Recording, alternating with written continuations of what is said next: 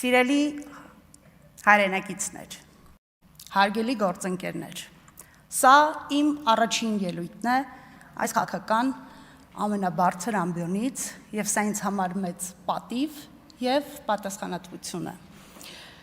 Երեկ այս ամբիոնից պարոն Կոնջորյանը հայտարարեց, որ իր կինը Հայփոստի տնօրենի պաշտոնը ստանձնել է բացառապես իր մասնագիտական որակների շնորհիվ։ Պարոն Կոնջորյան, ես որպես կին, որպես կանանց համար ոչ ֆորմալ կրթություն կազմակերպող հասարակական կազմակերպության հիմնադիր և նախկին նախագահ, ոչ միայն դեմ չեմ, որ կանայք Հայաստանում լավ վարձատրվեն և բարձր պաշտոններ զբաղեցնեն, այլև ինքս դրա ջատագովն եմ։ Սակայն որպես մեծ բիզնեսից եկած մարդ, ես կողմ եմ, որպեսզի մարդիկ անկախ իրենց սեռական պատկանելությունից մասնագիտական աճ գրանցեն բացառապես իրենց մասնագիտական որակների շնորհիվ, այլ ոչ թե հին ու բարի խնամի ծանոթ բարեկամ սխեմայի։ Եվ որքան ես հիշում եմ, այս սխեման հակասում է նաև ձեր ուժի որդեգրած սկզբունքներին և խոսույթին, որովհետև հենց նման արատավոր երևույթների դեմ պայքարելով ձեր ուժը եկավ իշխանության։ Եվ ես դժվարանում եմ հիշել, որ 2018 թվականին, երբ թիրախավորվում էին այս կամ այն պետական պաշտոնյայի, այդ թվում կին ազգականները, դուք հաշվի էիք առնում նրանց մասնագիտական որակները։ Չգիտեմ, ձեզ հարց տվել եք արդյոք, գուցե այդ մարդիկ այդ պաշտոնները զբաղեցնում էին, որովհետև նրանք էլ լավ մասնագետներ էին և իրենց գործի պրոֆեսիոնալներ։ Ինչևէ,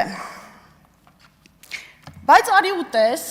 որ քաղաքացիական պայմանագրի իշխանությունը ստանձնելուց հետո ձեր ուժի հետ աֆիլացված տարբեր մարդկանց մասնագիտական որակները սկսեցին շատ բարձր գնահատվել տարբեր գործատուների և պետական մարմինների կողմից։ Խնդրում եմ ուշադրություն դարձնել, որ հաջորդիվ ինչ ասեմ, վերաբերվելու է ոչ թե անձին, այլ 100% պետական մասնակցությամբ ընկերության տնօրենին։ Դիցուք, այո, Հայփոստ ընկերության տնօրենը լավ մասնագետ է։ Այդ դեպքում հարց, որտեղ է լավ վարձատրվող, լավ մասնագետի, լավ արդյունքը։ Նախ հետաքրքիր կլիներ իմանալ, թե ինչու չի երկարաձգվել կոնցեսիոն կառավարման պայմանագիրը Հայաստանի ազգային հերոս Էդուարդ Էրնեկյանին պատկանող Հայփոստ Trust Management ընկերության հետ։ Եթե պայմանագիրը չերկարաձգելու որոշումը եղել է հավատարմագրային կառավարչինը, ապա կարելի է ենթադրել, թե ինչպիսի գործընկեր է Հայաստանի Հանրապետության կառավարությունը, որ Հայաստանի ազգային հերոսը չի ցանկացել շարունակել ներդրումներ անել Հայաստանի համար այնպիսի կարևոր և ստրատեգիական նշանակության կառույցում, ինչպիսին Հայփոստն է։ Սակայն եթե պայմանագիրը չերկարաձգելու որոշումը եղել է Հայաստանի Հանրապետության կառավարությանը, այս դեպքում ևս ամեն ինչ պարզ է, ոչ մեկիս համար նորություն չէ, թե Հայաստանի Հանրապետության կառավարությունը ինչպիսի չակերտավոր նպաստավոր պայմաններ է ստեղծում խոշոր ներդրողների համար։ Իսկ այժմ անդրադառնանք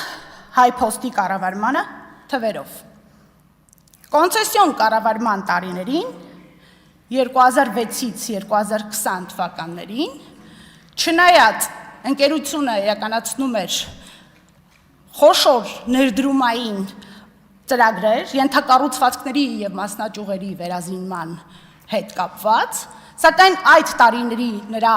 հաշվեկշռում կարող ենք արձանագրել կամ փոքրիկ շահույթ, կամ կառավարելի վնաս, ինչը թերևս հավաստեց քիչ առաջ մեր գործընկերը քաղաքացիական պայմանագիր կուսակցությունից, որի նշած ժամանակահատվածում, երբ շահույթ է գեներացվել եւ հիմա դիվիդենդներ են վճարվում, եղել է հենց այս կոնցեսիոն կառավարման տարիներին։ Պետական կառավարմանն անցնելուց հետո կտրուկ վատթարացել է Հայփոստ փակbaşնետիրական ընկերության ֆինանսական ցուցանիշները։ Եթե համեմատենք, օրինակ, 2025 թվականի հրապարակված ֆինանսական հաշվետվություններում տեղ գտած ֆինանսական ցուցանիշները 2019 թվականի ցուցանիշների հետ, ապա մենք կտեսնենք, որ կուտակված վնասը աճել է 163%-ով։ Ներգրավված օվերդրաֆտերը եւ վարկերը 37 անգամ։ Այնինչ, սակագինը ամենատարածված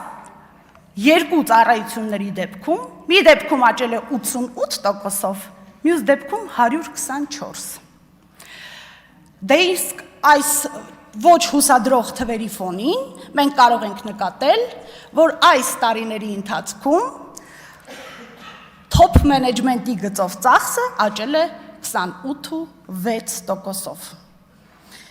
Հարգելի գործընկերներ, մասնավոր ընկերությունում, երբ ընկերությունը վնասով է աշխատում,